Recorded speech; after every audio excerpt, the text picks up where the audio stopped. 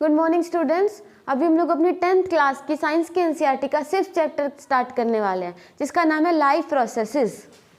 देखिए, science NCERT chapter number 6 नाम है लाइफ प्रोसेसेस या लाइफ प्रोसेस।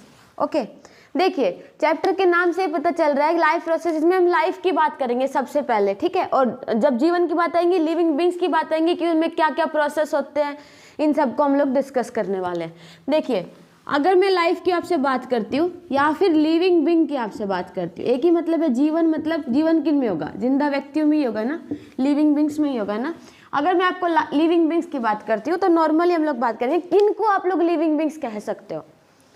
तो हम लोग ऐसे बात करेंगे कि जिसमें हम लोगों, जैसे एनसीईआरटी में भी शुरू में इंट्रो दिया हुआ है कि आपको एनिमल्स चलते हुए दिख रहे हैं, कोई खाना खाता हुआ दिख रहा है, कोई बर्ड या ह्यूमन बींग्स को एक्टिविटी करते हुए दिख रहे हैं, क्या तभी वो लिविंग है, ठीक है। अभी मूवमेंट दिख रही है, कोई खा रहा है, कोई चल रहा है, कोई और एक्टिविटी कर रहा है, तो लिविंग है। ओके, तो क्या ये सब लोग जब रेस्ट की पोजीशन में होंगे, कोई सो रहा होगा या कोई नॉर्मली बिना किसी एक्टिविटी में होगा, तो क्या ये लिविंग नहीं होंगे? अभी अगर मैं लिविंग हूँ, आपसे बात कर रही हूँ, वीडियो बना रही हूँ, चैप्टर हम लोग पढ़ रहे हैं, और थोड़ी देर बाद अगर मैं रेस्ट पोजीशन में हूँ, मैं अगर सो रही हूँ, तो क्या तब मैं लिविंग नहीं हूँ?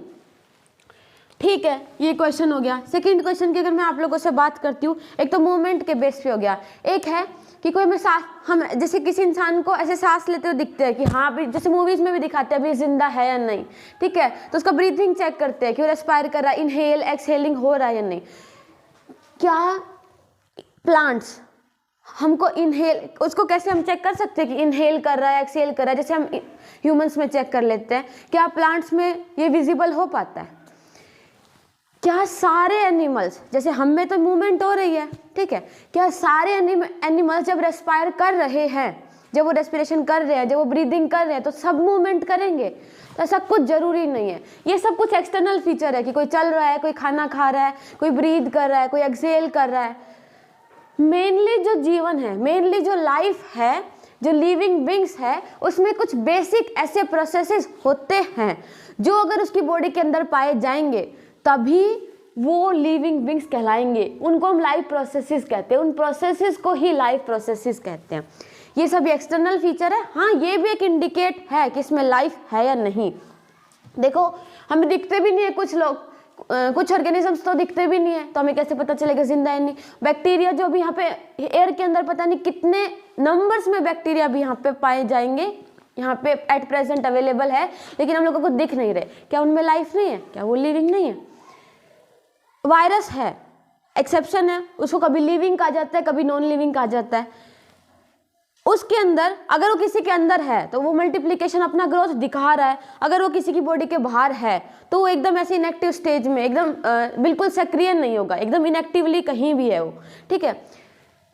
और हम बात कर लेते हैं किसी में ग्रोथ हो रहा है, जैसे हम लोग हैं, हमें मेनली जैसे ग्रोथ, जिसको हम increase in height and weight वाला जो ग्रोथ है, उसकी अगर मैं बात करती हूँ उस पर्सपेक्टिव से, तो एक स्टेज में, एक एज में जाके लगभग मैक्सिमम ग्रोथ हम लोग अटेन कर चुके होते हैं। वहीं कई प्लांट्स हैं जो पूरी लाइफ, वहीं जो प्लांट्स है वो पूरी लाइफ ग्रो करते रहते हैं। एनिमल्स में जो ग्रोथ है वो एक डेफिनेट है, लेकिन प्लांट्स में वही ग्रोथ इनडेफिनेट हो जाती है। तो जीवन को कितने भी पर्सपेक्टिव से जोड़ेंगे, कितने क्वेश्चन, ये सब एक्सटर्नल फीचर्स है। तो हम जो लाइफ प्रोसेसेस है उसमें कुछ बेसिक एकदम मतलब ऐसे फीचर्स या ऐसे इंडिकेशंस, ऐसे प्रोसेसेस के बारे में पढ़ेंगे जो सच में लिविंग बीइंग में एक फंडामेंटल होता है ना, उस लेवल पे पाए जाएंगे। समझ पा रहे हो? देखिए, अभी हम लाइफ प्रोसेस की बात करेंगे।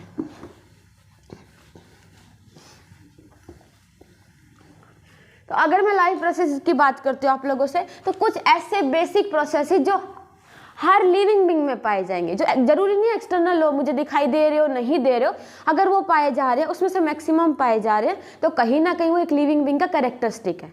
समझ पा रहे हैं? एग्जाम्पल के लिए बोल सकते हैं मेटाबॉलिज्म, और बात कर सकते हैं तो respond to stimuli,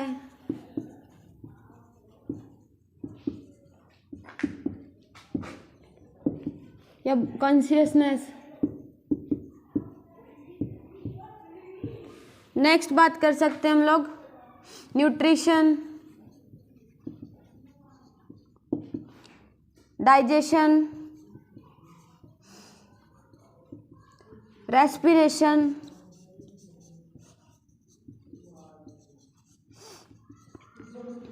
excretion, organisation,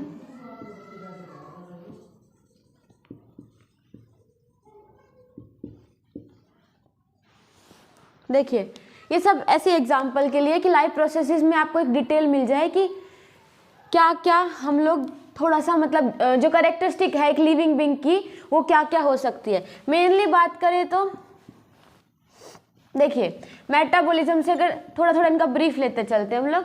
metabolism की अगर मैं बात करती हूँ, मेटाबॉलिज्म क्या होता है? सम total of all the activities in living beings.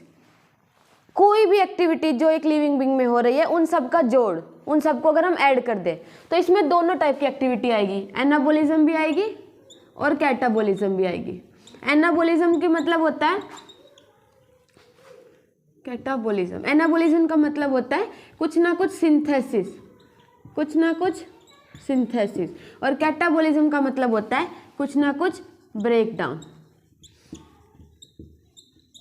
देखिए कुछ ना कुछ बॉडी में बन रहा है, एनाबॉलिज्म कुछ ना कुछ टूट रहा है, चाहे बॉडी में कुछ भी बन रहा हो चाहे बॉडी में कुछ भी टूट रहा हो, sum total of the activities in living beings is called as metabolism. समझ पा रहे हैं आप लोग? एनाबॉलिज्म का मतलब जो हमें ग्रोथ हो रही है, कुछ ना कुछ जुड़ रहा है ना, कुछ ना कुछ बन रहा है। कैटाबॉलिज्म का मतलब देखिए कुछ ना कुछ टूट रहा है, हम खाना खा रहे हैं उसका ब्रेक डाउन हो रहा है ना, हम लोगों को एनर्जी मिल रही है ना, तो कैटाबॉलिज्म में आ जाएगा। एनाबॉलिज्म देखो प्लांट्स के अंदर फोटोसिंथेसिस में वही खाना बन रहा है तो एनाबॉलिज्म में आ जाएगा। समझ पा रहे हैं? ठीक है, देखिए respond to stimuli, respond to stimuli या कॉन्शियसनेस, चेतना टाइप या फिर कोई भी स्टिमुलस है उसको रिस्पॉन्ड किया जा रहा हो। अगर मतलब मैं बोल सकती हूँ, मैं अगर किसी गर्म हॉट ऑब्जेक्ट को, कोई भी गर्म ऑब्जेक्ट है, यूटेंसिल है जिसमें अच्छा खासा हीट एनर्जी है, बर्नर रखा है गैस के ऊपर, उसको अगर मैं हाथ लगाती हूँ तो वो जो स्टिमुलस है, जो हॉट का जो स्टिमुलस है गर्म का, उससे जो मेरा हाथ है पीछे की तरफ रिस्पॉन्ड करेगा। मैंने उस स्टिमुलाई को रिस्पॉन्ड कर लिया, अपना हाथ वहाँ से हटाया। ठीक है, कोई भी जानवर किसी नुकीली झाड़ियों में चला जाता है तो उसको पता चल जाता है कि ये जो कांटे चुभ रहे हैं, तो रिस्पॉन्ड करेगा, वो वहाँ से हटेगा। तो ये हर किसी में पाया जाएगा, चाहे वो कोई भी एनिमल लगा लो चला गया, कोई भी बर्ड है वो किसी गर्म ऑब्जेक्ट के ऊपर आके बैठ जाता है तो उसको भी पता चलेगा, वो भी रिस्पॉन्ड करेगा। समझ पा रहे हो? तो कोई भी स्टिमुलस, सिर्फ गर्म ठंडा वाला स्टिमुलस नहीं, स्टिमुलस कैसा भी हो सकता है। ठीक है, नेक्स्ट मैं बात करूँ ऑर्गेनाइजेशन। बॉडी का मेन जो ऑर्गेनाइजेशन लेवल होता है ना, देखिए नीचे शायद आप लोगों को दिख नहीं रहा हो, ये वाला पॉइंट मैं यहाँ पे लिख रही हूँ, ऑर्गेनाइजेशन। ऑर्गेनाइजेशन मतलब संगठन, मतलब जो बॉडी है किसी भी लिविंग बीइंग की वो बनी कैसे होगी। देखिए सारा का सारा लिविंग बीइंग में सेम टू सेम 100% या डिक्टो यही सब पाए जाए जरूरी नहीं है, एक्सेप्शन हर कहीं मिलेंगे। ठीक है, लेकिन कोई भी बात होती है फंडामेंटल, वो मैक्सिमम को लेके होती है। देखिए ऑर्गेनाइजेशन किस बिहाफ पे मिले, कैसे मिलेगा? किसी भी जो एनिमल होगा, कोई भी ऑर्गेनिज्म होगा, लिविंग ऑर्गेनिज्म, सबसे पहले सेल्स बनेंगी, सेल से कहीं ना कहीं टिश्यू बनेंगे, टिश्यू से कहीं ना कहीं ऑर्गन सिस्टम्स बनेंगे, ऑर्गन बनेंगे, ऑर्गन से कहीं ना कहीं ऑर्गन सिस्टम बनेगा, ऑर्गन सिस्टम, और इससे कहीं ना कहीं ऑर्गेनिज्म बनेगा। देखिए संगठन कुछ ना कुछ, जो ऑर्गेनाइजेशन होगा कुछ ना कुछ ऐसे पाया जाएगा। हम हैं, ह्यूमंस हैं, ह्यूमंस में सेल्स मिलियंस बिलियंस में पाई जाती है, बहुत ज़्यादा नंबर। हमारे थोड़े से एरिया में, सरफेस एरिया का थोड़ा सा एरिया भी हम लोग लेते हैं तो उसके अंदर ही बहुत ज़्यादा अमाउंट में, एकदम वास्ट विशाल इतनी नंबर ऑफ सेल्स पाई जाती है। ठीक है, मतलब जो ह्यूमन बॉडी है बहुत ज़्यादा सेल्स से मिलकर बनी है। सेल्स बहुत ही फंडामेंटल है, सबसे जो बेसिक यूनिट होती है ना, सबसे सेल्स को बोलते भी है it is a structural and functional unit of life. कि मानव का जो शरीर है उसमें जो सबसे बेसिक, जैसे कोई घर है उसमें सबसे बेसिक ईंट है ना, ईंट ईंट ईंट मिलाने से घर बना है। ठीक है, तो ऐसे ह्यूमन बॉडी होगा, बेसिक यूनिट है वो सेल हो जाती है। ठीक है, सब कुछ मेन एक्टिविटीज इसी के अंदर हो रही होती है। अब देखो घर है, घर में एक संगठन भी बनता है, एक पूरा स्ट्रक्चर तैयार होता है कि रूम, किचन, वॉशरूम, बेडरूम, ऐसे। तो जब बहुत सारी सेल्स मिलती है तो टिश्यू बनता है। टिश्यू क्या होता है? टिश्यू कुछ अलग चीज़ नहीं होती, ये सेल्स का ये ग्रुप होता है, ग्रुप ऑफ सेल। बहुत सारी सेल मिला के टिश्यू बन गया। बस फर्क कितना होता है कि सेल जो होती है ना, उसका वर्क जो होता है लगभग स्पेसिफिक नहीं है। अब मेरे बॉडी में सारी सेल है, उस टिश्यू क्या होता है, जब वो सेल एक स्पेसिफिक वर्क परफॉर्म करने लग जाती है। जैसे रेस्पिरेटरी टिश्यू वाली जो सेल्स होंगी वो रेस्पिरेशन का काम करने लग जाएंगी, एक्सक्रीटरी टिश्यूज वाली सेल होगी वो कहीं ना कहीं एक्सक्रीशन से रिलेटेड वर्क करने लगेगी। ठीक है, बात करें डाइजेस्टिव सिस्टम के अंदर वाली जो सेल्स होंगी, जो हमारे स्मॉल इंटेस्टाइन्स होंगी, लार्ज इंटेस्टाइन, स्टमक, पूरा का पूरा जो डाइजेस्टिव ट्रैक्ट है उसमें जो सेल्स होंगी वो कहीं ना कहीं डाइजेशन से रिलेटेड वर्क करेंगी। तो सेल तो एकदम बहुत नॉर्मल, जो एकदम बेसिक फंडामेंटल यूनिट हो गई। टिश्यू जब वो मिल के कोई एक बहुत स्पेसिफिक फंक्शन परफॉर्म करने लग जाती है तो टिश्यू बन जाता है। ठीक है, अब टिश्यू जब मिल जाते हैं, अब टिश्यू से क्या बनता है? ऑर्गन। जैसे एग्जाम्पल बात करें, रेस्पिरेटरी टिश्यू कहीं ना कहीं किसका फॉर्मेशन करेंगे? वो जो रेस्पिरेटरी टिश्यू मिल के कहीं ना कहीं रेस्पिरेटरी ऑर्गन का फॉर्मेशन करेंगे। ऑर्गन मतलब लंग्स। रेस्पिरेशन में हम लंग्स की, फेफड़ों की बात करेंगे ना, मेनली इनहेलिंग और एक्सहेलिंग ऑफ गैसेस, राइट। तो ये कहीं ना कहीं किसका फंक्शन करेंगे? ऑर्गन का। मतलब डाइजेस्टिव में बात करेंगे तो बहुत सारे डाइजेस्टिव ऑर्गन्स आ गए। एक्सक्रीटरी में बात करेंगे कहीं ना कहीं किडनी का फॉर्मेशन हो गया। ठीक है, अब जब ऑर्गन किसको आगे लीड करते हैं? ऑर्गन सिस्टम को। सेल से टिश्यू बना, टिश्यू से ऑर्गन बना, ऑर्गन से ऑर्गन सिस्टम। सिर्फ लंग्स अकेला, लंग्स ऑर्गन है, मेन ऑर्गन वही है हमारे रेस्पिरेशन के लिए, श्वसन क्रिया के लिए, राइट। लेकिन सिर्फ लंग्स से नहीं हो रहा ना, एक पूरा सिस्टम तैयार हो रहा है ना। नोज से अंदर गैस जा रहा है, ऑक्सीजन जा रहा है, नोज से गया, नेसोफेरिंग्स में गया, नीचे गया ट्रैकिया, पूरा फिर ट्यूब में गया, फिर पार्टीशन हुआ, ब्रोंकाई, ब्रोंकियोल्स, एल्वियोलाई, ऐसे एक पूरा सिस्टम तैयार हो रहा है। ठीक है, सिर्फ किडनी से तो नहीं बन रहा ना हमारा पूरा एक्सक्रीटरी सिस्टम, बहुत सारा पूरा एक तंत्र बन रहा है। जब जाके जो एक्सक्रीशन है, removal of waste from the body, जो हमारे बॉडी में हार्मफुल सब्सटेंस है, जो वेस्ट बन रहा है, जो अभी बॉडी के कुछ काम का नहीं है, जिसको शरीर से बाहर निकालना ही है। ठीक है, तो उसके लिए एक पूरा तंत्र काम कर रहा है। समझ पा रहे? सिर्फ किडनी नहीं, कहीं ना कहीं किडनी काम कर रही होगी, यूरेटर्स काम कर रहे होंगे, यूरिनरी ब्लैडर काम कर रहा होगा। ओके, नेक्स्ट अगर हम बात करते हैं, और जब ये पूरा ऑर्गन सिस्टम्स बन जाते हैं, अब मैं ऑर्गेनिज्म हूँ, मेरे अंदर कोई एक ऑर्गन सिस्टम तो है नहीं, बहुत सारे ऑर्गन सिस्टम है। तो ऐसे ऑर्गन सिस्टम्स जो होते हैं ना, वो जाके एक ऑर्गेनिज्म को लीड करते हैं। मैं ऑर्गेनिज्म हूँ, मुझमें डाइजेस्टिव सिस्टम भी है, मुझमें रेस्पिरेटरी सिस्टम भी है, मुझमें एक्सक्रीटरी सिस्टम भी है, मुझमें रिप्रोडक्टिव सिस्टम भी है, excretory, digestive, circulatory system, nervous system, etcetera etcetera, सारे सिस्टम्स हैं। ऑर्गेनिज्म को चलाने के लिए सारे सिस्टम चाहिए होते हैं कहीं ना कहीं। तो कहीं ना कहीं ऑर्गेनिज्म ऐसा है।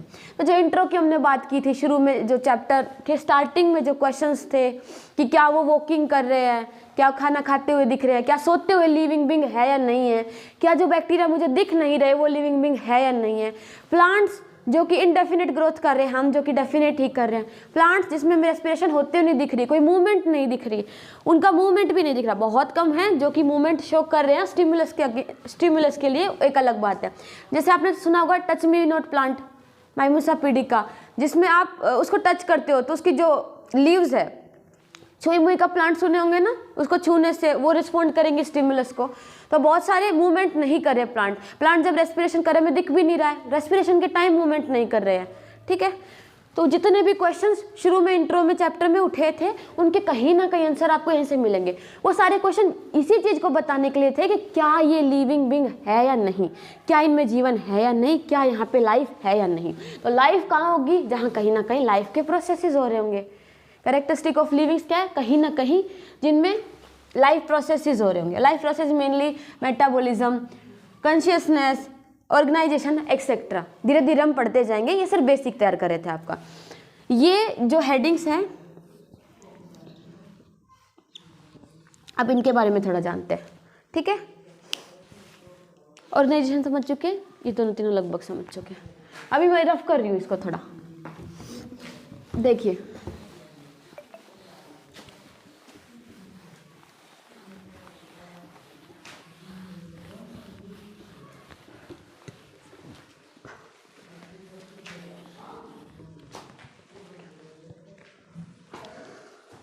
देखिए अगर मैं आप लोगों से न्यूट्रिशन की बात करूँ, न्यूट्रिशन फिर डाइजेशन, रेस्पिरेशन और एक्सक्रीशन, हल्का सा इंट्रो ले रहे हैं, चैप्टर के आगे इन सारे प्रोसेस के बारे में हम लोग पढ़ने वाले हैं। ओके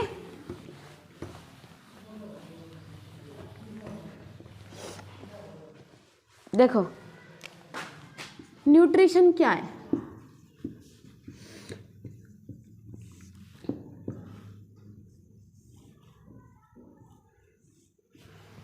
एक फिजियोलॉजिकल प्रोसेस है, ये एक प्रोसेस है जिसमें हम फूड को, वैरायटी ऑफ फूड्स है।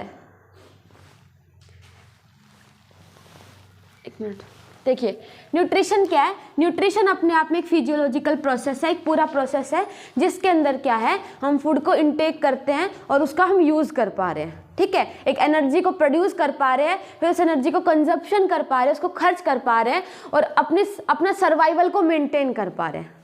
समझ पा रहे हैं आप लोग? ओके ये कितने टाइप का होता है, इसका पूरा डिटेल हम थोड़ा सा बाद में स्टडी करेंगे। देखिए अब क्या हुआ, न्यूट्रिशन में हमने सबसे पहले फूड को इनटेक किया। डाइजेशन,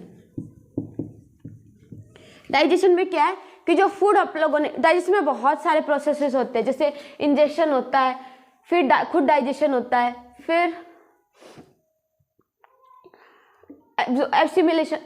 एब्जॉर्प्शन होता है, एसिमिलेशन होता है, एक्सक्रीशन होता है।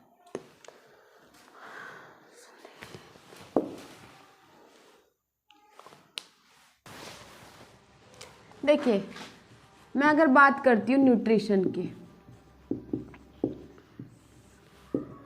न्यूट्रिशन क्या है? The take in and use of food, खाना खाया और उस खाने का यूज किया। इसको और भी तरह से डिफाइन कर सकते हैं, जैसे ये एक प्रोसेस है, नरिशमेंट का एक प्रोसेस है। न्यूट्रिशन अपने आप में एक लाइफ प्रोसेस है, नरिशमेंट का एक प्रोसेस है जिसमें न्यूट्रिएंट्स की सप्लाई हो रही है, जिससे हम एनर्जी का, सबसे पहले हमने कुछ ना कुछ यूज़ किया है ना, कुछ ना कुछ यूज़ किया है। तो यहाँ पे क्या हुआ, नरिशमेंट का एक प्रोसेस है जिसमें न्यूट्रिएंट्स की सप्लाई हो रही है। उन न्यूट्रिएंट्स से क्या कर रहे हैं, हम अपनी बॉडी रिक्वायरमेंट जितनी भी है ना उनको फुलफिल कर रहे हैं।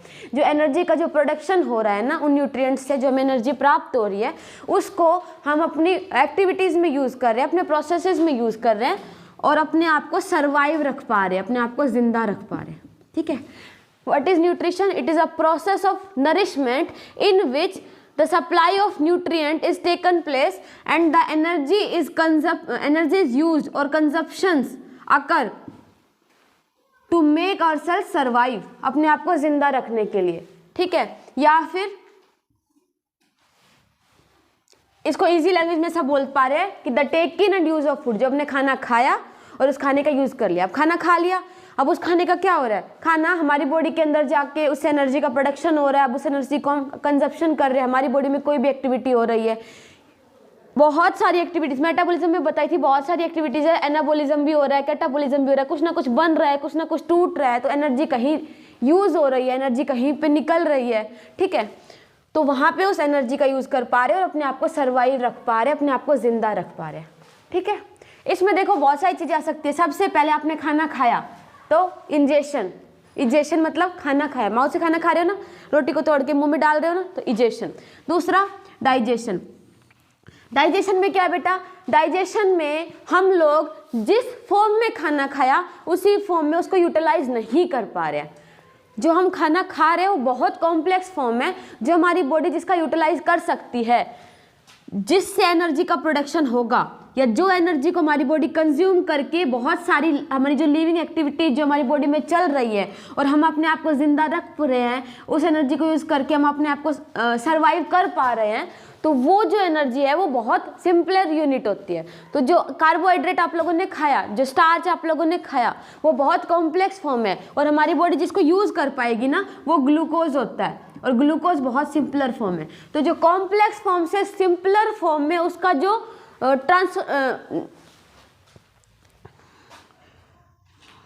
digestion is the process in which complex substances are converted into simpler substances। जो complex substances से simple substance में जो उसका conversion हो रहा है ना, उसी को digestion कह रहे हैं। समझ में आया?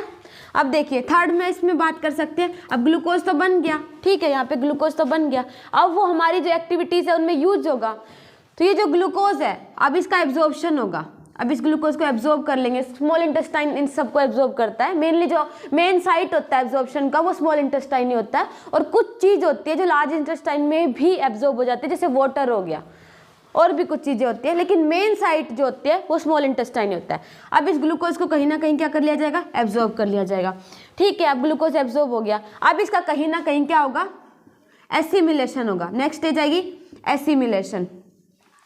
एसिमिलेशन में क्या होगा, ये जो ग्लूकोज जो एब्जॉर्ब किया गया था इसको बॉडी में अभी ये जो ग्लूकोज एब्जॉर्ब किया गया था इसको अब हमारी बॉडी यूटिलाइज करेगी, इसका कंजप्शन करेगी, और हमारी जो एक्टिविटीज है, जो लिविंग बीइंग के अंदर एक्टिविटी चल रही है उनको कंटिन्यू करेगी। हमारा जो लिविंग जो पूरा जो सर्वाइवल जितनी भी एक्टिविटीज होती है उनको कंटिन्यू रखेगी, हमें जिंदा रखेगी, वो एनर्जी प्रोवाइडर है। और लास्ट में क्या है, एक्सक्रीशन। एक्सक्रीशन क्या है बेटा, कि जो भी एनर्जी यूज करने के बाद जितना आप लोगों ने खाया वो सेम टू सेम सारा या तो यूटिलाइज नहीं हो रहा है, ठीक है, या वो उसमें बहुत सारी चीज़ें ऐसी है जो हमारे लिए यूजफुल नहीं है, या जिस उसमें से हमें जितना कुछ न्यूट्रिएंट्स निकालना था, उसमें जितना कुछ न्यूट्रिएंट्स निकालना था वो सारा हमारी बॉडी निकाल चुकी है। अब कुछ हार्मफुल सब्सटेंस या फिर रिमूवेबल वेस्ट, जो वेस्ट सब्सटेंस है हमारी बॉडी में बचा है, तो उसको अभी हम अपने शरीर से बाहर निकालेंगे, इसको एक्सक्रीशन कहेंगे। देखिए कौन कौन सा पड़ा है। सबसे पहले था बेटा इंजेशन। इंजेशन क्या था, इनटेक ऑफ फूड, खाना मुंह के अंदर गया, हमने खाना को इनटेक किया, इनटेक ऑफ फूड, इंजेशन। दूसरा क्या था बेटा, डाइजेशन। डाइजेशन क्या था कि कॉम्प्लेक्स सब्सटेंस, उस कार्बोहाइड्रेट को ग्लूकोज में कन्वर्ट किया, कॉम्प्लेक्स सब्सटेंस को सिंपलर सब्सटेंस में कन्वर्ट किया, उसको हम डाइजेशन बोल रहे हैं। थर्ड क्या है बेटा, एब्जॉर्प्शन। एब्जॉर्प्शन क्या है कि जो ग्लूकोज बना है इसको अब हमारी स्मॉल इंटेस्टाइन यूज कर लेगी, तो ये क्या है, एब्जॉर्प्शन, ठीक है। फोर्थ क्या है बेटा, एसिमिलेशन। एब्जॉर्ब कर लिया, ठीक है, एब्जॉर्ब कर लिया, वो हमारे ब्लड तक आ गया है। अब क्या होगा, जितनी भी एक्टिविटीज होती है वहाँ इसको ये जो ग्लूकोज था इसको एब्जॉर्ब करके हमारी बॉडी में पहुँच रहा है अभी, तो जहाँ जहाँ इस ग्लूकोज की ज़रूरत है वहाँ उसको अब यूटिलाइज कर लिया जाएगा। यहाँ पे क्या हो रहा है, इसका यूटिलाइजेशन। और यूटिलाइज करने के बाद जो हमारी बॉडी के लिए काम का नहीं है उसको हमारी बॉडी से, या जो हमारी बॉडी के लिए हार्मफुल है, या अब उसमें से कुछ न्यूट्रिएंट्स या कुछ जो हमारे यूजफुल जो सब्सटेंस है वो बचे नहीं है, ठीक है, तो उन सबको अब हमारी बॉडी से एक्सक्रीट आउट कर दिया जाएगा, रिमूव कर दिया जाएगा। इसी को क्या बोले, एक्सक्रीशन, ठीक है। तो आपको हल्का सा आइडिया मिला, ठीक है। देखिए ये सिर्फ समझाने के लिए, बैकग्राउंड तैयार करने के लिए, ये 10th क्लास में नहीं है। इसमें बोला क्या गया है, इसमें जो हल्का से इसको डिफाइन किया है, जो ब्रीफ किया है, उसको एक स्टोरी की तरह याद रखोगे तो चीज़ें इजीली क्लियर होगी। ये जो टर्म्स है इतनी हार्ड है नहीं बेटा, सब बहुत ईजी है, लेकिन फिर भी अगर ये नहीं भी याद हो पा रही है तो भी बहुत बड़ी बात नहीं, क्योंकि शायद 11th में आएगा मे बी, ठीक है। लेकिन ये कहीं ना कहीं स्टोरी 10th में सिलेबस में इतना भी नहीं है, लेकिन अगर आप स्टोरी के इस पूरे को कॉन्सेप्टली ऐसे याद रखोगे एक स्टोरी बना के तो ईजिली याद हो जाएगा। खाना खाया, अब वो खाना बहुत मुश्किल था, बहुत कॉम्प्लेक्स था, उसको सिंपल किया, ठीक है, सिंपल हो गया, उसको एब्जॉर्ब कर लिया, एब्जॉर्ब करने के बाद उसको यूटिलाइज किया। लिया ही क्यों था, कहीं उसकी ज़रूरत थी ना, वहाँ यूटिलाइज करने के लिए एनर्जी चाहिए थी हमें, ठीक है, इसीलिए खाना खाया था ना। और वो खाना जो एनर्जी है वो जहाँ जहाँ ज़रूरत थी वहाँ वहाँ ग्लूकोज गया, जाके यूटिलाइज हो गया, ठीक है। जो शरीर में काम करनी है उसको शरीर से एक्सक्रीट आउट कर देंगे, राइट, ठीक है। तो ऐसे याद रख सकते हो। नेक्स्ट बेटा न्यूट्रिशन हो गया, डाइजेशन हम थोड़ा वहीं पढ़ चुके हैं, और हम बात कर सकते हैं किसका, रेस्पिरेशन का। एक्सक्रीशन भी ऑलरेडी पढ़ चुकी है कि रेस्पिरेशन टर्म और ऐसी थी जो हमें थोड़ी सी पढ़नी थी, ठीक है। एक्सक्रीशन भी मैं वहीं पे वहीं एडअप हो गया। देखिए रेस्पिरेशन में क्या है बेटा, ये जो ग्लूकोज बना था ना ये एब्जॉर्ब हो गया था, ठीक है। अब ये ब्लड में गया, जहाँ इसका यूटिलाइजेशन होना है, जिस सेल में जहाँ ज़रूरत है वहीं यूटिलाइज होगा। हमारी आईज को भी एनर्जी चाहिए, देखना है, कंटिन्यू करना, थक जाएगी। फ़ोन को चार्जर चाहिए होता है, मोटर को इलेक्ट्रिसिटी चाहिए होती है, टॉर्च जो सेल से जलती है उनको सेल चाहिए होता है, केमिकल एनर्जी वो चाहिए होती है।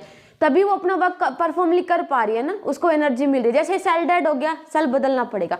हमारी आँख हो गई, हमारा शरीर लगभग कंटिन्यूसली काम कर रहा है, हमारा दिल है वो 24 घंटे धड़क रहा है, तो कुछ ना कुछ चाहिए ना उस कंटिन्यूटी को बनाने के लिए, कुछ ना कुछ चाहिए ना खुद को सरवाइव रखने के लिए, खुद को जिंदा रख पाने के लिए। तो एनर्जी तो कंजप्शन होगा, उसका तो खर्च होगा, वो तो यूटिलाइज यूज होगी।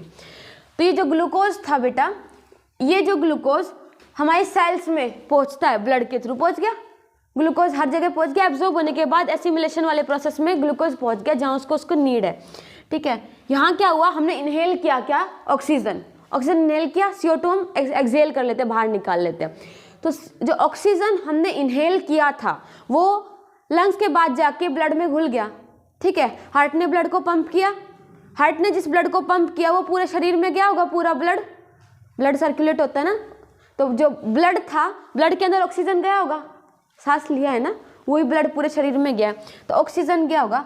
तो ऑक्सीजन की प्रेजेंस में ये जो ग्लूकोज है उसका ब्रेकडाउन हो रहा है, किसका फॉर्मेशन हो रहा है, CO2 H2O प्लस एनर्जी,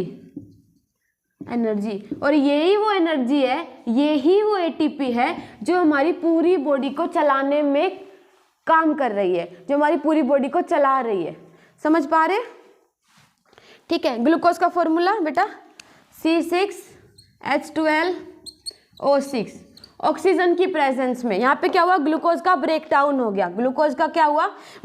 हो गया, ऑक्सीजन की प्रेजेंस में होता है। इसको +O2 भी लिख सकते हैं और एरो के ऊपर भी लिख रहे हो, मतलब एक ही है। किसका फॉर्मेशन हुआ, प्रोडक्ट क्या क्या बना, कार्बन डाइऑक्साइड, वाटर, ATP। ये सारा प्रोसेस ही क्यों हुआ था, इसी एनर्जी के लिए ना, क्योंकि हमें हमारी बॉडी को सरवाइव रखने के लिए, अपनी जितनी भी एक्टिविटी जिसके अंदर परफॉर्म हो रही है उस हर चीज़ के लिए, जो वो दिल धड़क रहा है, हमारी आंखें देख रही है, ठीक है, हमारे कान को सुन रहे हैं, हर चीज़ को एनर्जी चाहिए होगी, ठीक है। तो ये क्या है, एनर्जी करेंसी। ATP क्या है, एनर्जी करेंसी। जैसे पैसे है ना, करेंसी है ना अपने आप में, मनी, रूपी करेंसी है, डॉलर एक करेंसी है, ठीक है।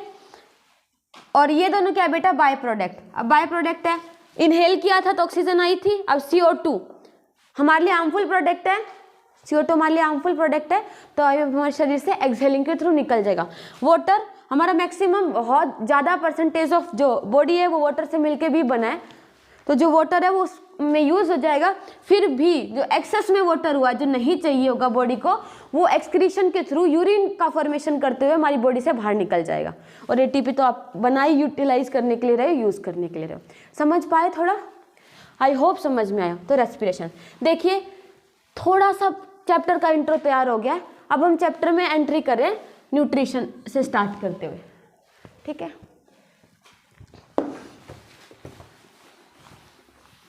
ये सब बेटा एक बार फिर से रिपीट होगा जितना बताई हूँ, थोड़ा सा और डिटेल में।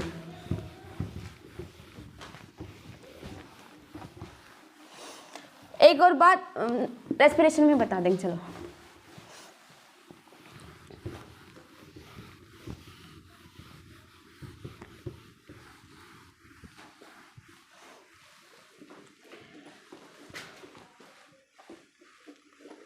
देखिए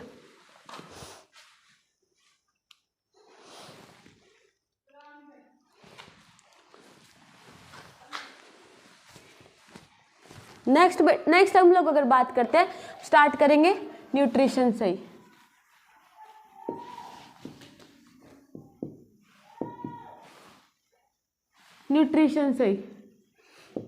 ओके, क्या बताई थी, न्यूट्रिशन क्या है, the intake of food and use of food. खाना खाया, उस खाने का यूज किया, यही अपने आप में एक न्यूट्रिशन है, ठीक है।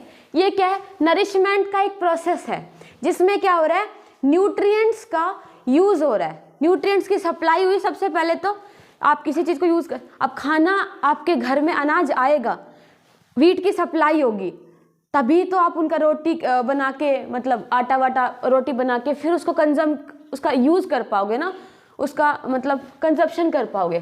तो सबसे पहले क्या, ये क्या है, नरिशमेंट का प्रोसेस है, नरिशमेंट का प्रोसेस है। इसमें क्या हुआ बेटा, न्यूट्रिएंट्स की पहले तो सप्लाई हो रही है, कहीं से सप्लाई ऑफ न्यूट्रिएंट्स हो रहा है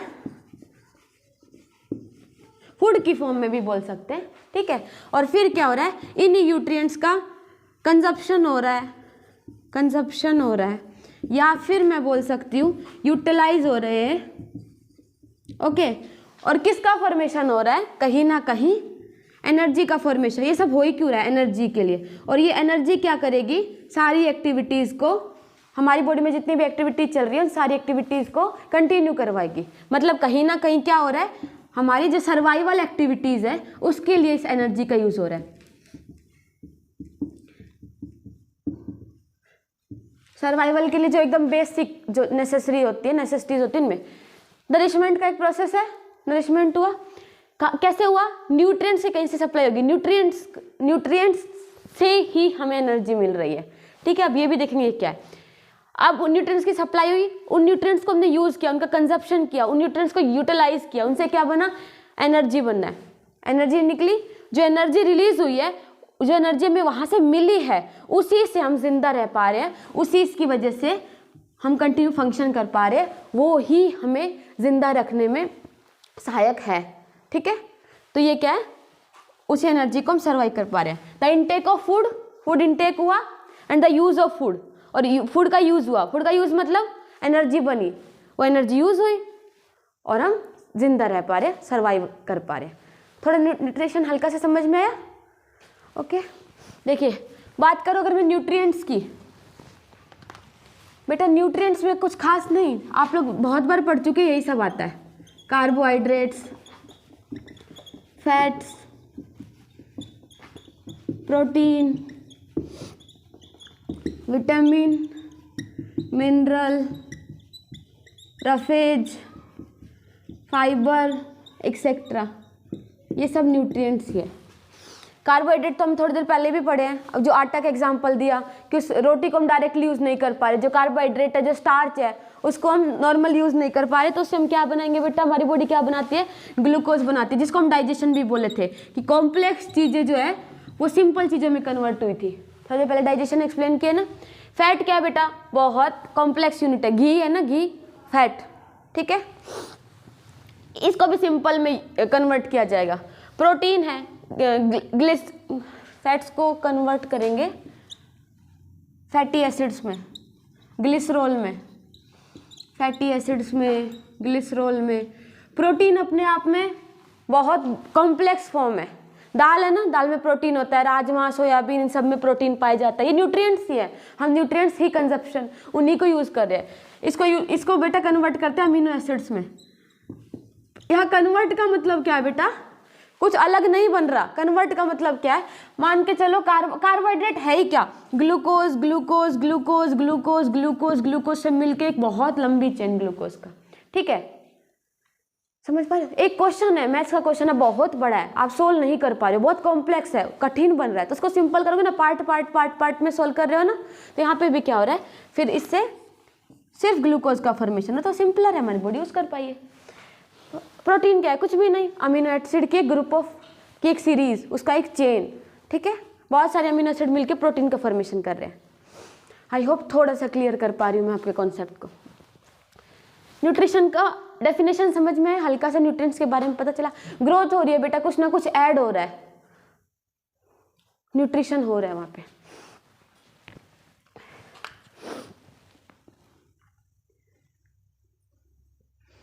अगर आप ग्रो कर रहे हो तो कुछ ना कुछ रॉ मटेरियल बाहर से, आउटसाइड से ऐड हो ही रहा होगा बेटा। देखिए न्यूट्रिशन में क्या है, एनर्जी ट्रांसफर हो रही है, कहाँ से, बॉडी के बाहर से, जो ऑर्गेनिज्म है उसकी बॉडी के बाहर से, और कहाँ जा रही है, बॉडी के अंदर जा रही है, जिसको आप न्यूट्रिशन कह रहे हो। और एग्जाम्पल में हम उसको फूड भी कह सकते हैं। देखिए ये जो गेहूं था, ये जो घी है, ये जो दाल है, ये सब एनर्जी का एक सोर्स है ना, एनर्जी मतलब ऊर्जा का एक स्रोत है ना, और ये बॉडी के बाहर है ना, इसको बॉडी के अंदर ला रहे हैं, एनर्जी ट्रांसफर हो रही है ना, और बॉडी के अंदर आ रही है, राइट। तो इसी को हम क्या बोले थे, न्यूट्रिशन, और इसको हम अपनी नॉर्मल लैंग्वेज में फूड बोलते हैं, खाना, ठीक है। ठीक है बेटा, अब थोड़ा न्यूट्रिशन के टाइप्स पे चलते हैं।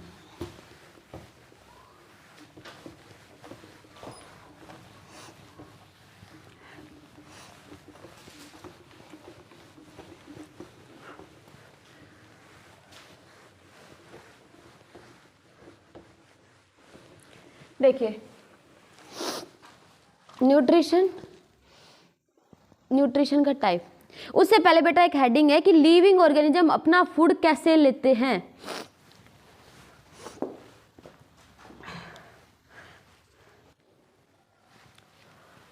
How do living organism gate their food. Living organism gate their food, खाना कैसे लेते हैं, कि ऑर्गेनिज्म खाना कैसे ले पा रहे हैं। बेटा मेनली दो टाइप है, एक तो है जो इनऑर्गेनिक सब्सटेंसेस, जैसे कि एग्जाम्पल में बोल सकती हूँ CO2 हो गया, वाटर हो गया, इनऑर्गेनिक सब्सटेंस है, ठीक है, इनका यूज कर रहे हैं। इनऑर्गेनिक सब्सटेंस मेनली क्या होते हैं, ऑर्गेनिक सब्सटेंस मेनली क्या होते हैं, कार्बन के substance, mainly carbon compounds or organic substance. Organic का चैप्टर भी है 10th क्लास का, शायद चैप्टर नंबर 4 है, कार्बन रिंग्स कंपाउंड। कहीं ना कहीं ऑर्गेनिक केमिस्ट्री वही केमिस्ट्री होती है जो कहीं ना कहीं कार्बन या कार्बन के कंपाउंड से डील करती है, ठीक है। तो इनऑर्गेनिक सब्सटेंस का यूज करके अपना खाना बना रहे हैं, यहाँ क्या बना रहे हैं, फूड बना रहे हैं अपना, ठीक है बेटा। एक है ये फूड अपने आप में कॉम्प्लेक्स चीज हो जाती है, इनका यूज कर रहे बेटा। मैं क्या कर रही हूँ, एग्जाम्पल बोलती हूँ, मैं घर बना रही हूँ, ठीक है, मैं घर नहीं बना रही, मैं एक दीवार बना रही हूँ, ठीक है। तो मैं एक बेटा एक ईंट का यूज करके दीवार बना रही हूँ, तो ईंट कहीं ना कहीं सिंपल हो जाएगी और वो दीवार कहीं ना कहीं कॉम्प्लेक्स हो जाएगी, ठीक है। और ये क्या कर रहे हैं बेटा, कॉम्प्लेक्स सब्सटेंस को ब्रेक डाउन कर रहे हैं, उनको ब्रेक डाउन कर रहे हैं, फिर सिंपल फॉर्म में ला पा रहे, इतना सिंपल कि इनकी बॉडी उसको यूटिलाइज कर पाए, उसका कंजप्शन कर पाए और एनर्जी को वहाँ से रिलीज करके उस एनर्जी से अपना सर्वाइवल कर पाए, ठीक है। यहाँ ये क्या करे, कॉम्प्लेक्स सब्सटेंस को सिंपल सब्सटेंस में कन्वर्ट करके और खुद का जो न्यूट्रिशन है, जो न्यूट्रिएंट्स हैं उनको यूज कर पा रहे, उनको कंजप्शन कर पा रहे, समझ में आए। अब यही दो हेडिंग आगे जाके ऑटोट्रॉफ, डिटेल में थोड़ा पढ़े तो, और हिट्रोट्रॉफ बन जाती है। अब हमारी नेक्स्ट हेडिंग होगी बेटा ऑटोट्रॉफ और हिट्रोट्रॉफ, चले। अब हम थोड़ा डिटेल बोलेंगे, यहाँ पे लिखा क्या है उसको।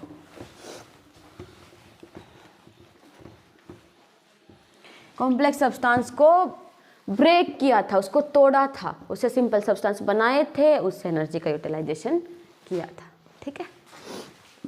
तो कहीं ना कहीं ये कॉम्प्लेक्स यहीं से बना ना, फूड कॉम्प्लेक्स था ना, कहीं ना कहीं ये कॉम्प्लेक्स यहीं से बना ना, मतलब कहीं ना कहीं ये इस पर डिपेंड हुए ना, समझ पा रहे हो। ईंट से ही दीवार बनी थी ना, अब दीवार को तोड़ के दोबारा से छोटा छोटा, ईंट तो नहीं बना रहे हो पर छोटा छोटा टुकड़ा ही बना लो। देखो क्या बोलना चाह रही हूँ, आपको यहाँ समझाने की कोशिश करती हूँ। देखिए ऑटोट्रॉफ, ऑटोट्रॉफिक, देखो नाम से ही पता चल रहा है, अगर मैं स्टम्प को तोड़ती हूँ तो ऑटो, बेटा ये रोड पे चलने वाली ऑटो बिल्कुल भी नहीं है। यहाँ पे ऑटो का मतलब है, देखो ऑटोमेटिक मोड में नहीं लगा देते, कई बार सुना होगा ना कि मशीन ऑटोमेटिक, अपना कई टाइप की मशीन होती है, एक पूरा ह्यूमन जिसपे अपना पूरा मतलब उसका पूरा मतलब पूरा ह्यूमन पे डिपेंड है, ह्यूमन उसको जितना चलाएगा उतना ही चल रही है। घास काटने वाली मशीन जो पहले गाँव, अभी भी है, बहुत सारे घरों में मिलती है, गाँव में मिलती है, जिसको गाँव में हरियाणा की तरफ गंडासा बोलते हैं। उसमें एक इंसान घास डालता रहता है, दूसरा उसको घुमाता रहता है, फिर आता रहता है, तो जब तक उसको घुमाओगे तभी चलेगी। फिर धीरे धीरे उसका इलेक्ट्रीफाइंग मोड आ गया कि उसको लाइट में जला के छोड़ दो, अभी वो खुद ही खुद चलती जाती है, बस पीछे से थोड़ा सा उसमें चारा भूसा घास वगैरह डालना होता है। तो वो तो क्या है, एक तो पूरा ह्यूमन पे डिपेंड है, दूसरा सेमी ऑटोमेटिक मशीन हो गई जो कहीं ना कहीं ह्यूमन की अवेलेबिलिटी चाहिए भी, बीच बीच में नहीं भी चाहिए, जब रॉ मटेरियल खत्म हो गया तो बीच बीच में डाल दो। कई मशीन्स होती है जो बिल्कुल ऑटोमेटिक होती है, जिसको बस एक बार ऑन करके छोड़ दो और वो ऑटोमेटिकली चलती जा रही है। तो ऑटो मतलब कहीं ना कहीं हो गया स्वयं से, स्वयं मतलब सेल्फ, मतलब खुद, ठीक है। तो यहाँ बेटा खाना कैसे बन रहा है, कैसे बन रहा है, स्वयं से, समझ पा रहे हैं। तो यहाँ पे फूड कैसे बन रहा है बेटा, अब न्यूट्रिशन वही बात है, taken in and use of food, food का लेना और उस फूड को हमारे अपने पर्सपेक्टिव में उसका यूज़ करना। तो बात मेनली फूड की हो रही है, और यहाँ पे फूड ये लोग खुद से बना रहे, सेल्फ बना रहे। तो ठीक है, एग्जाम्पल की बात करें तो बेटा इसमें कहीं ना कहीं कौन आ जाएगा, प्लांट्स आ जाएंगे, इसमें कहीं ना कहीं कुछ बैक्टीरियाज भी है जो अपना खाना खुद से बनाते हैं, सम बैक्टीरियाज एक्सेट्रा। सबसे मेन जो सबको पता होता है वो प्लांट्स ही पता होता है। सुने हो, बचपन से सुने हो कि पौधा अपना खाना खुद बनाते हैं, सब लोग सुने हो ना। तो ऑटोट्रॉफिक मतलब ये खाना खुद बना रहे। अब वही सेम लाइन कि खाना कैसे बनेगा, तो 1 मिनट पहले बताइयो कि इनऑर्गेनिक सब्सटेंस का ये लोग यूज़ करेंगे और उससे ऑर्गेनिक सब्सटेंस की फॉर्मेशन करेंगे। अभी हम लोग वही देखने वाले हैं कि ये सब कैसे करेंगे। ठीक है, हेटेरोट्रॉफिक बाद में स्टार्ट करेंगे, पहले ऑटो को कंप्लीट करते हैं।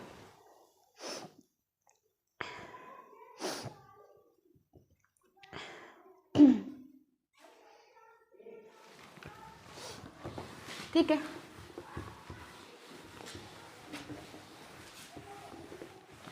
आपको बहुत सारे क्वेश्चंस के आंसर तो खुद से ही पता है। देखो, जैसे क्या पौधे अपना खाना खुद बनाते हैं, तो हाँ बनाते हैं, और बनाते तो ऑटोट्रॉफिक में आएगा। क्या पौधे दिन दिन में खाना बनाते हैं, रात में भी खाना बनाते हैं, सुने होंगे ना। हाँ, पौधे दिन में खाना बनाते हैं। अब दिन और रात में मेन डिफरेंस क्या है, सन का ही डिफरेंस है। दिन में सन है, रात में सन नहीं है। तो कहीं ना कहीं जो घड़ी की सुई कहाँ जाके अटकेगी, सनलाइट पे, क्योंकि सनलाइट ही मेन डिफर है जो वहाँ पे प्लांट में कर रही है। तो क्या सूरज के प्रकाश में खाना बनाते हैं, तो हाँ सूरज के प्रकाश में खाना बनाते हैं। ठीक है, पौधे हमें क्या देंगे, पौधे हमें क्या देंगे, पौधे में क्या देंगे, ऑक्सीजन देते हैं ना। हम सांस कैसे लेते हैं, ये तो आप सब पढ़े होंगे कि हम सांस कैसे लेते हैं, ऑक्सीजन से लेते हैं। और वो ऑक्सीजन हमें प्रोवाइड कौन कराता है, ऑक्सीजन हमें देता कौन है, कौन प्रदान करता है, पौधे कर रहे हैं। तो मतलब पौधों में कुछ ना कुछ तो ऐसा होता होगा कि हमें ऑक्सीजन दे रहे हैं, और हम क्या छोड़ रहे, कार्बन डाइऑक्साइड। अगर वो कार्बन डाइऑक्साइड कहीं यूज नहीं हुई तो ऐसे बहुत ज़्यादा अमाउंट बढ़ता जाएगा जिस चीज़ का यूज़ नहीं हो पा रहा। अब मैं डेली अपने घर से निकल के बाहर, पहली बात ऐसे कचरा डालना वैलिड ही नहीं है। दूसरी बात, डेली अगर ऐसे घर से बाहर निकल के कचरा डालती जाऊँ तो डालते डालते डालते डालते एक दिन कूड़े का ढेर बन जाएगा, और वो अगर वहाँ से नहीं हटाया गया तो ऐसी कार्बन डाइऑक्साइड है डेली डेली। अकेली मैं तो हूँ नहीं, ऐसे बहुत सारे ह्यूमंस, ऐसे बहुत सारे एनिमल्स हैं जो कार्बन डाइऑक्साइड को रिलीज कर रहे हैं। तो ऐसे तो कार्बन डाइऑक्साइड की जो अमाउंट है वो एनवायरनमेंट में बहुत ज़्यादा हो जाएगी। तो उसको कोई ना कोई कंजम्पशन भी करने वाला होना चाहिए ना। प्लास्टिक ऐसे तो बहुत ज़्यादा हो जाएगा कहीं अगर बिल्कुल यूज़ नहीं होगा, इसलिए तो प्लास्टिक को रिसाइकल करके दोबारा से प्लास्टिक बना रहे कि नया प्लास्टिक यूज़ ना करना पड़े, वही जो साइकिल आपस में घूमती रहे। पेपर है, न्यूज़पेपर है, उसको भी रिसाइकल करके दोबारा पेपर बनाए जा रहे हैं, समझ पा रहे हो। तो रिसाइकलिंग, देखिए क्या क्वेश्चन था, क्वेश्चन था कि वो हमें ऑक्सीजन दे रहे हैं तो कहीं ना कहीं क्या ले रहे होंगे, कार्बन डाइऑक्साइड। देखिए तो किस प्रोसेस के थ्रू होता है, अब थोड़ा टिपिकल सा वर्ड यूज करते हैं, उसमें लिखा यही जाएगा, कुछ अलग नहीं है। क्या बेटा नाम, फोटोसिंथेसिस, फोटोसिंथेसिस, फोटोसिंथेसिस। ठीक है, देखो इस वर्ड को भी तोड़ते हैं। फोटो मतलब देखो सारे वर्ड तो यहीं से निकल जाएंगे, लाइट, लाइट। सिंथेसिस का मतलब बेटा पढ़े, हम सब पढ़े, बनना, कुछ ना कुछ सिंथेसाइज होना। तो फोटोसिंथेसिस मतलब लाइट की प्रेजेंस में कुछ ना कुछ सिंथेसाइज हो रहा है। अब हम इतनी देर से वो कुछ ना कुछ पढ़ रहे हैं, और वो कुछ ना कुछ और नहीं, वो कहीं ना कहीं क्या बेटा, फूड है, समझ पा रहे। तो फोटोसिंथेसिस मतलब प्रकाश संश्लेषण, प्रकाश की प्रेजेंस में फूड, भोजन का संश्लेषण होना। ठीक है, देखिए अब हम पढ़ेंगे फोटोसिंथेसिस। हुआ क्या, ऑर्गेनिक सब्सटेंस का यूज करें, इनऑर्गेनिक सब्सटेंस का यूज करेंगे। 2 मिनट पहले भी आप लोगों को बताई, इनऑर्गेनिक सब्सटेंस का यूज करेंगे।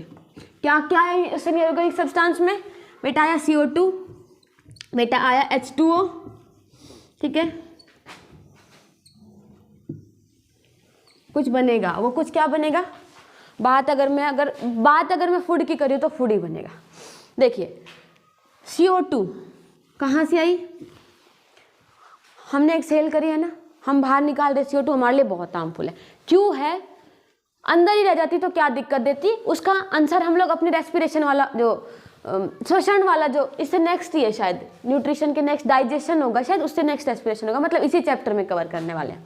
ठीक है, हमने एक्सहेल की, प्लांट को एनवायरनमेंट में मिल गई, वातावरण में मिल गई, प्लांट ने इस इनऑर्गेनिक सब्सटेंस को हमारे वातावरण से, हमारे एनवायरनमेंट से ही ले लिया, ठीक है।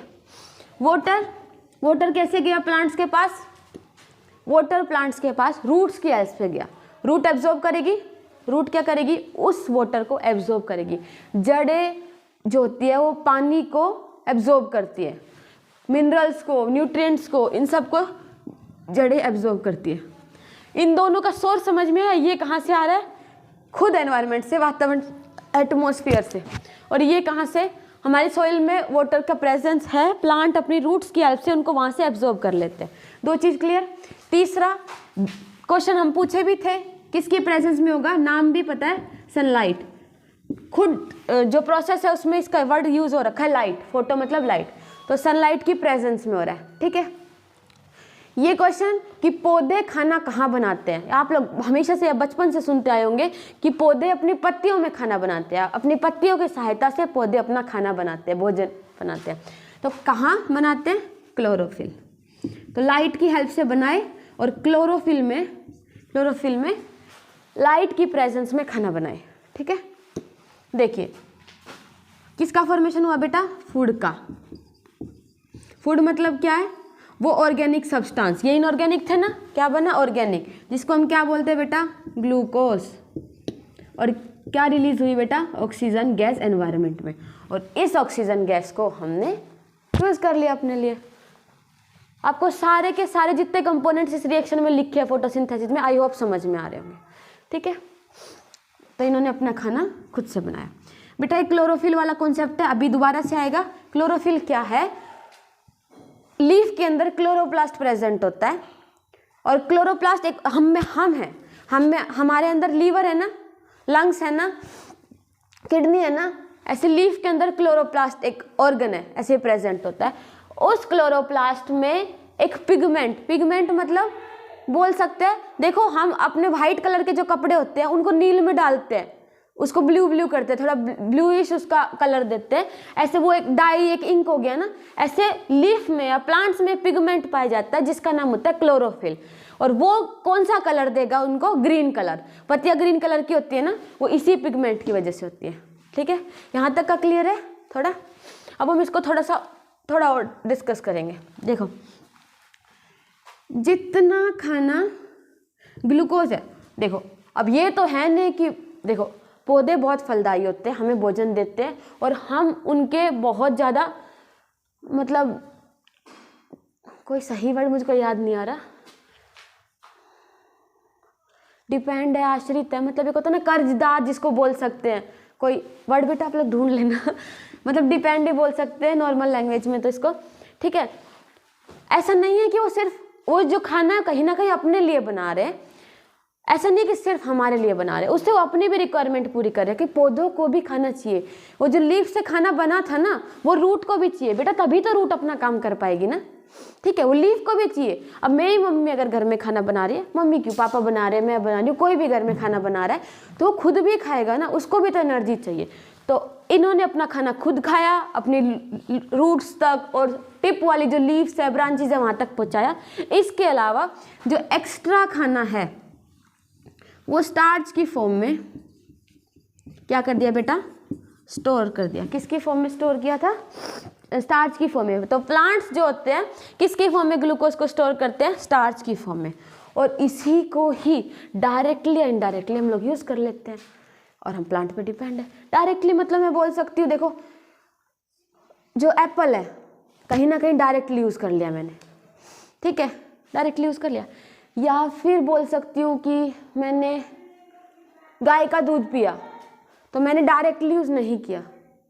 एग खाया, गाय का दूध पिया, या फिर ऐसे ही बेटा कुछ भी जो मैं डायरेक्टली नहीं इनडायरेक्टली करी हूँ। तो गाय ने पौधे की पत्तियाँ खाई होंगी तो डायरेक्टली वो उस पर डिपेंड है, मैं कहीं ना कहीं डायरेक्टली डिपेंड हूँ।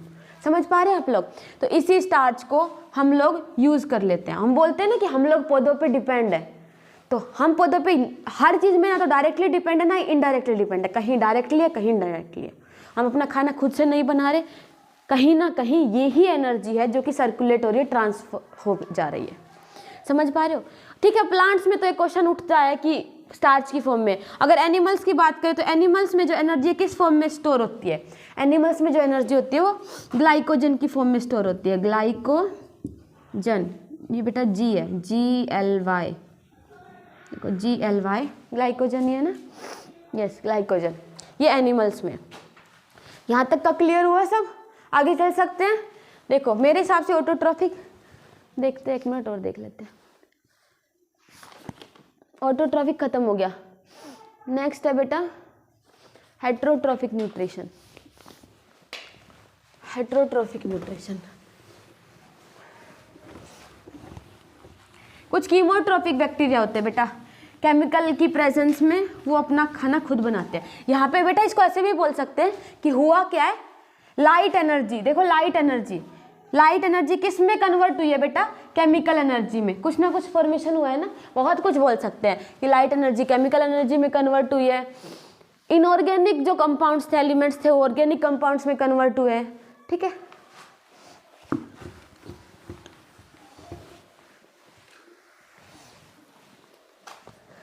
क्लोरोप्लास्ट वाला चैप्टर का है, अभी तो ये क्लोरोप्लास्ट बच रहा है।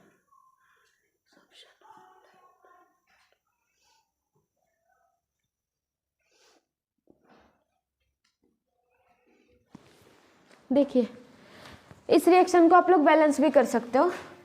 6CO2 12H2O, 6CO2 12H2O, sunlight और क्लोरोफिल,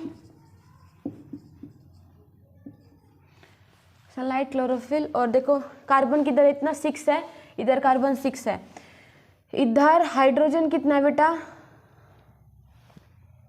1 मिनट,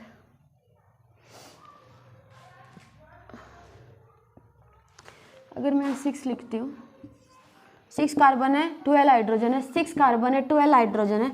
ऑक्सीजन कितना हो गया बेटा, 6 दूनी 12 और 6 तिया 18, तो 6 तो यहाँ हो गया, और अगर 6 यहाँ लिख दी तो 6 दूनी 12 और 6 18, देखो बैलेंस हो गई, ठीक है। तो इसको बैलेंस भी कर सकते हैं। हुआ क्या बेटा, सबसे पहले इसमें जो प्रोसेस है धीरे धीरे 1 बाय 1, सबसे पहले क्या हुआ होगा, एब्जॉर्प्शन ऑफ सनलाइट, सनलाइट को लीव्स में जो क्लोरोप्लास्ट, क्लोरोफिल है जो पिगमेंट है, उसने इसको एब्जॉर्ब किया होगा, सबसे पहले होगा। दूसरा क्या हुआ होगा बेटा, लाइट एनर्जी केमिकल एनर्जी में कन्वर्ट हुई होगी, लाइट एनर्जी केमिकल एनर्जी में कन्वर्ट हुई होगी, ठीक है। अपने एनसीईआरटी में पॉइंट वाइज दे रखा है। थर्ड बेटा क्या हुआ होगा, कार्बन का रिडक्शन हुआ होगा, कार्बन का रिडक्शन हुआ होगा और ग्लूकोज का फॉर्मेशन हुआ होगा। देखो reduction of carbon dioxide to carbohydrate, reduction of carbon dioxide, carbon dioxide का रिडक्शन, और to form carbohydrate, to form glucose. अब रिडक्शन का मतलब क्या होता है, 10th क्लास के शुरू के चैप्टर्स है, आप लोग इनको देख भी सकते हो। फर्स्ट चैप्टर में ही जो टाइप ऑफ केमिकल रिएक्शंस वाला टॉपिक है उसमें शायद ये वाला लास्ट है कि ऑक्सीडो रिडक्स रिएक्शंस, और भी 1-2 चैप्टर में शायद मेटल एंड नॉन मेटल में भी शायद ये एक बार रिपीट हुआ है, फर्स्ट में तो कंफर्म ही हुआ है। देखो रिडक्शन क्या है, कहीं ना कहीं इसको इजी लैंग्वेज में बोल सकते हैं एडिशन ऑफ हाइड्रोजन। तो देख लो कार्बन डाइऑक्साइड का रिडक्शन हुआ है, क्या कार्बन डाइऑक्साइड का रिडक्शन हो के कार्बोहाइड्रेट का फॉर्मेशन हुआ है, यस, क्यों, क्योंकि हाइड्रोजन का एडिशन हुआ है। समझ पा रहे हो, यहाँ तक समझिए। देखिए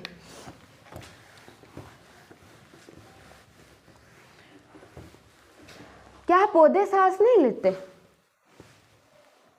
क्या प्लांट, हम रेस्पायर कर रहे हैं ना, हम इनहेल कर रहे हैं, सांस ले रहे हैं ना, हम ऑक्सीजन का यूज कर रहे हैं, ऑक्सीजन का यूज कर रहे हैं, सांस ले रहे हैं। क्या प्लांट सांस नहीं लेते, क्या प्लांट सिर्फ और सिर्फ हमें ऑक्सीजन देते हैं, कभी खुद ऑक्सीजन नहीं लेते, ये भी एक क्वेश्चन बन सकता है।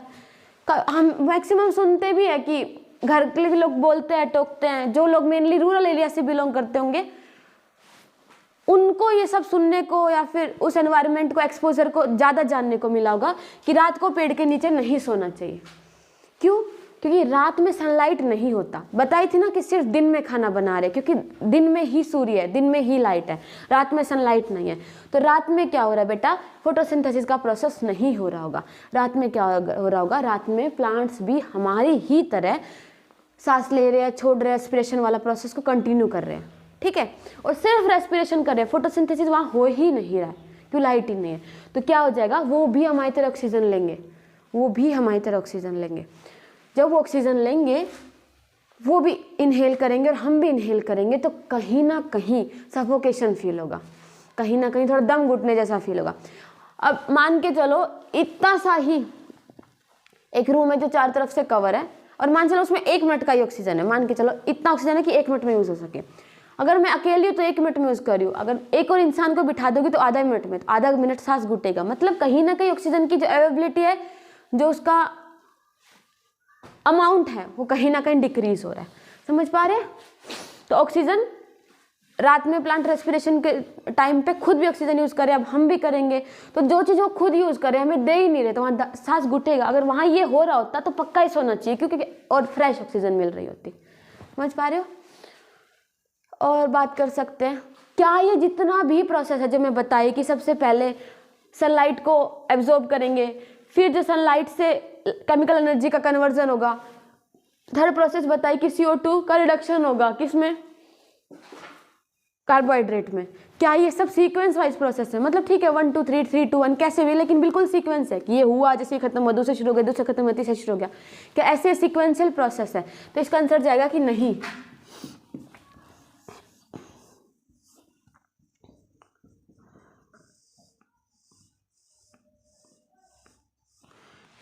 इसका आंसर जाएगा नहीं। देखिए बेटा, कुछ डेजर्ट प्लांट्स हैं, डेजर्ट प्लांट्स है हमारे बेटा, ये प्लांट्स ले रहे हैं, इसको प्लांट्स, हम CO2 हमारे अंदर रेस्पिरेशन, इनहेलिंग एक्सहेलिंग का पूरा एक रेस्पिरेटरी सिस्टम है, श्वसन तंत्र है ना पूरा, कि कैसे ऑक्सीजन ली जा रही है, कैसे कार्बन डाइऑक्साइड छोटी जा रही है, ऐसे। ये तो मैंने बता दिया, रूट्स की हेल्प से जा रहा है, एब्जॉर्ब हो रहा है पानी, पानी रूट की हेल्प से एब्जॉर्ब हो रहा है। ऐसे अगर मैं CO2 की बात करूँ, मैंने बोला एनवायरनमेंट से ले लिया, लेकिन एनवायरनमेंट से कैसे लिया? एनवायरनमेंट से लिया किसके थ्रू? हम सांस किससे ले रहे हैं? हम लंग्स बोलते हैं ना, फेफड़े। तो प्लांट्स में किस ऑर्गन के हेल्प से होता है? स्टोमेटा। स्टोमेटा क्या होता है? स्टोमेटा में क्या होता है? डिफ्यूजन ऑफ गैसेस, गैसेस का डिफ्यूजन होता है। हम में भी तो होता है, गैसेस आपस में, ऑक्सीजन जाएगी, हम सांस लेते हैं, हमारे फेफड़े ऑक्सीजन लेते हैं, और CO2 को हमारे फेफड़े रिलीज कर देते हैं, ठीक है। तो वहाँ पे जो प्लांट्स में कौन इसको परफॉर्म कर पा रहा है, प्लांट्स में इसको जो परफॉर्म करता है उस ऑर्गन का नाम है स्टोमेटा। तो स्टोमेटा में क्या हो रहा है? डिफ्यूजन ऑफ गैसेस, ठीक है बेटा। डेजर्ट प्लांट्स, तो डेजर्ट प्लांट्स में क्या है? डेजर्ट प्लांट्स में बेटा क्या हो रहा है? अब डिफ्यूजन ऑफ गैसेज होगा, अगर स्टोमेटा खुलेंगे तो स्टोमेटा से कहीं ना कहीं वाटर भी अंदर आ रहा होता है, बाहर निकल रहा होता है। प्रोसेस को भी हम लोग समझने वाले हैं कैसे और क्या। तो डेजर्ट प्लांट्स में बेटा पानी की खुद, डेजर्ट में पानी खुद की बहुत ज़्यादा कमी होती है, बहुत ज़्यादा वो लैक करता है, वो जो एरिया होता है वो पानी में बहुत पिछड़ा हुआ होता है, ठीक है, वहाँ पानी की कमी होती है। तो वो लोग स्टोमेटा को अगर दिन में खोलेंगे, रात में खोले तो सनलाइट नहीं है, दिन में खोलेंगे, जो ट्रांसपिरेशन का प्रोसेस होता है, ट्रांसपिरेशन मतलब पानी का लॉस होना, पत्तियां से पानी का लॉस होता है, ट्रांसपिरेशन। बेटा आप लोग शायद सुने होंगे ट्रांसपिरेशन। बेटा 2 प्रोसेस होते हैं पानी लॉस होने के, होता है गटेशन, वाटर लॉस की 2 प्रोसेस है। ट्रांसपिरेशन में क्या होता है बेटा? वाटर का लॉस हो रहा है लीव्स से, ठीक है, वाटर का प्रोसेस, वाटर का लॉस हो रहा है लीव्स से, किसकी फॉर्म में? गैसियस फॉर्म में, वेपर की फॉर्म में। पानी देखे उबलते हुए, एनर्जी है तभी उबल रहा है ना। यहाँ पे क्या होता है? लीव्स में सनलाइट की प्रेजेंस में वाटर जो होता है एवापोरेट हो जाता है, और वाटर वेपर की फॉर्म्स में, वेपर की फॉर्म्स में लीव्स से लॉस हो जाता है। Loss of water from the leaves in the form of water vapour is called transpiration. Okay, guttation में क्या है? यही पानी लीव्स से उसका भी लॉस हो रहा है, लेकिन लिक्विड वाटर की ड्रॉपलेट के फॉर्म में। देखिए हो कभी ऐसे जब लीफ रहती है, कोई भी लीफ है जब ऐसे है, तो यहाँ पे आप लोग देखे होंगे, यहाँ पे देखे होंगे ऐसे बूंद बूंद बूंद कि वो पानी टपक रहा है, ठीक है, गटेशन कि वो बूंद की लिक्विड, वाटर की लिक्विड की फॉर्म में वो पानी को लॉस कर रही है। और यहाँ पे बेटा ओस मत ले लेना, कि सर्दियों का टाइम है, ठीक है, समझ पा रहे हो। डेजर्ट प्लांट्स में बेटा, अगर मैं डेजर्ट प्लांट्स की आप लोगों से बात करती हूँ, तो डेजर्ट प्लांट्स में अगर स्टोमेटा ओपन होंगे दिन के टाइम में, तो कहीं ना कहीं ट्रांसपिरेशन होगा, और उनमें ट्रांसपिरेशन उनके लिए बहुत हार्मफुल, घातक, खतरनाक हो सकता है। क्यों? क्योंकि पानी की खुद ही कमी है, तो पानी को क्यों ही लॉस कराएंगे। तो वहाँ पे दिन में ही रात में कार्बन डाइऑक्साइड को डिफ्यूजन हो जाता है, रात में कार्बन डाइऑक्साइड का डिफ्यूजन हो जाता है और एक इंटरमीडिएट सब्सटेंस का फॉर्मेशन हो जाता है कि टेम्परेरी सब्सटेंस, एक इंटरमीडिएट सब्सटेंस का फॉर्मेशन हो जाता है कि जब दिन होगा और इस पे जब लाइट एक्ट करेगी तो जो बाकी के प्रोसेस है, जो बाकी के सीक्वेंस है, वो लाइट की प्रेजेंस में जो फोटोसिंथेसिस अकर हो जाएगा। समझ पा रहे हो? तो जरूरी नहीं है कि सीक्वेंशियल ही हो। यहाँ तक का सब क्लियर हो गया? ठीक है बेटा। अब थोड़ा स्टोमेटा के बारे में पढ़ लेते हैं कि स्टोमेटा काम कैसे करता है। देखिए यहाँ तक आई होप आपको सब लोगों को थोड़ा क्लियर हुआ हो। ठीक है, नेक्स्ट देखिए कैसे डिफ्यूजन होता है, उसका थोड़ा बात कर लेते हैं।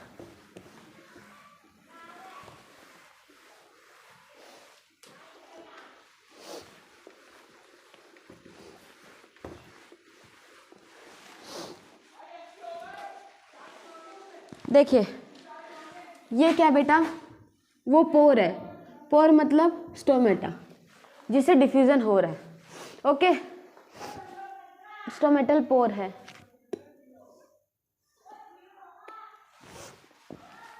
बेटा ये क्या है? Stomatal pore. बेटा डायग्राम थोड़ा सा एक बार देख लेना।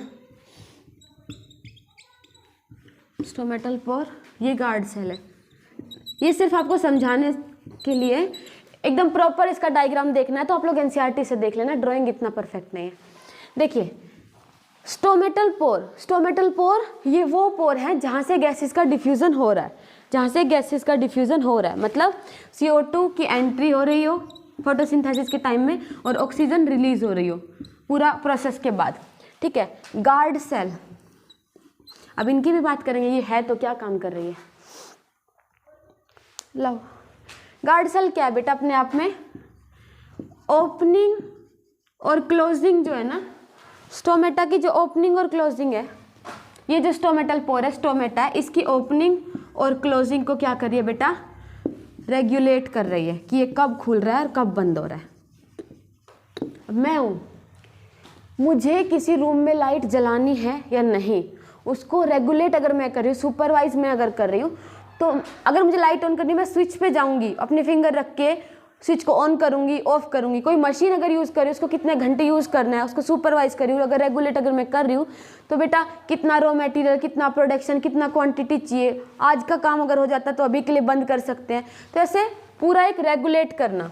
ठीक है, तो यहाँ पे सारे काम कौन कर रहा है, गार्ड सेल कर रही है। ठीक है, यहाँ तक समझ में कर रही है।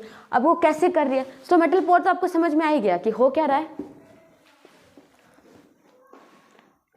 CO2 और ऑक्सीजन का डिफ्यूजन हो रहा है। यहाँ पे क्या हो रहा है, गैसेस का डिफ्यूजन। देखो अब बात करें, स्टोमेटा मेनली दो काम करता है बेटा। पहला गैसेस का डिफ्यूजन, डिफ्यूजन ऑफ गैसेस भी बोल सकते हैं, डिफ्यूजन ऑफ गैसेस। और दूसरा बेटा वाटर का मूवमेंट, वाटर मूवमेंट, पानी भी अंदर जाना, स्वेल करना और श्रिंक आउट करना, मतलब बाहर निकलना, वो भी स्टोमेटा से ही होता है। ठीक है,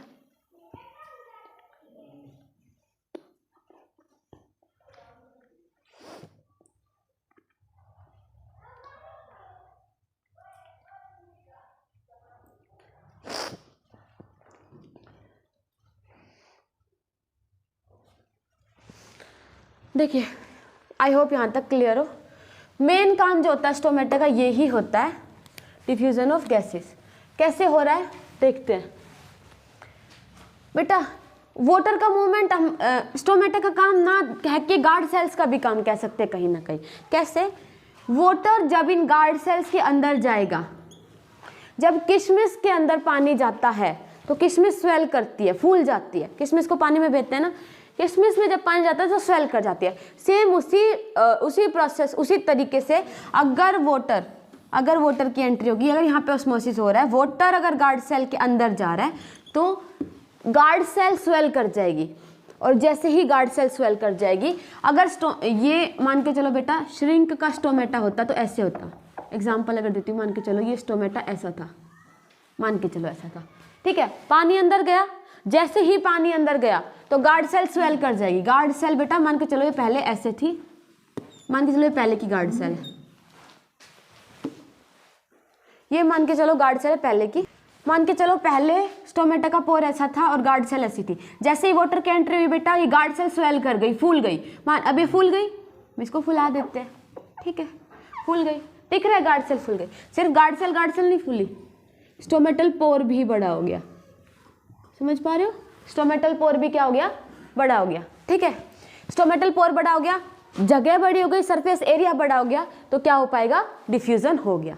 समझ पाए? और इसका रिवर्स प्रोसेस अगर होता है तो पोर छोटा हो गया, तो मतलब कहीं ना कहीं स्टोमेटा अब क्लोज हो गया। क्या बोली हूँ, दोबारा से रिपीट करती हूँ। पानी गया, वाटर की एंट्री हुई, वाटर की एंट्री हुई होगी किसमें? या वाटर इनटेक हुआ होगा, अंदर गया होगा किसमें बेटा? गार्ड सेल में। जैसे ही गार्ड सेल में गया होगा, स्टोमेटल गार्ड सेल क्या कर गई होगी बेटा? स्वेल गई होगी, स्वेलो कर गई होगी, फूल गई होगी, ठीक है, स्वेल कर गया होगा। और क्या हो गया होगा? स्टोमेटल पोर बड़ा हो गया होगा। स्टोमेटल पोर बड़ा हो गया, इसका मतलब हम ऐसे भी बोल सकते हैं कि यहाँ क्या हो गया बेटा? स्टोमेटा ओपन हो गया, स्टोमेटा ओपन। और इसका अपोजिट प्रोसेस, वाटर अगर रिलीज हो रहा है, बाहर निकल जा रहा है ना, वाटर अगर रिलीज हो रहा है, बाहर निकल जा रहा है, जैसे वाटर रिलीज होगा कहाँ से? गार्ड सेल से। तो हुआ क्या होगा बेटा? गार्ड सेल श्रिंक कर गई होगी, वो जो हिंदी में बोलते हैं चिपक गई या पिचक गई होगी, राइट, वो श्रिंक करेगी। जो पहले श्रिंक ही था ना बेटा, और ये बिल्कुल ऐसा था, तो जैसे वो श्रिंक करेगी, स्टोमेटल पोर भी कहीं ना कहीं श्रिंक कर जाएगा। तो यहाँ श्रिंक का मतलब क्या है कि स्टोमेटा भी कहीं ना कहीं क्लोज हो जाएगा। ओपन कैसे हुआ? पानी गया, पानी गया, गार्ड सेल स्वेल कर गई, गार्ड सेल स्वेल कर गई, जो स्टोमेटल पोर है वो भी कहीं ना कहीं ओपन हो गया, बड़ा हो गया। और इसका रिवर्स प्रोसेस तो कम हो गया। तो क्या हो रहा है? स्टोमेटा से क्या हो रहा है बेटा? CO2 और ऑक्सीजन का मेनली क्या हो रहा है? मेनली डिफ्यूजन में होता है। वाटर मूवमेंट को हम इसमें बोल रहे हैं, लेकिन वाटर जो है ना मेनली गार्ड सेल का फंक्शन है।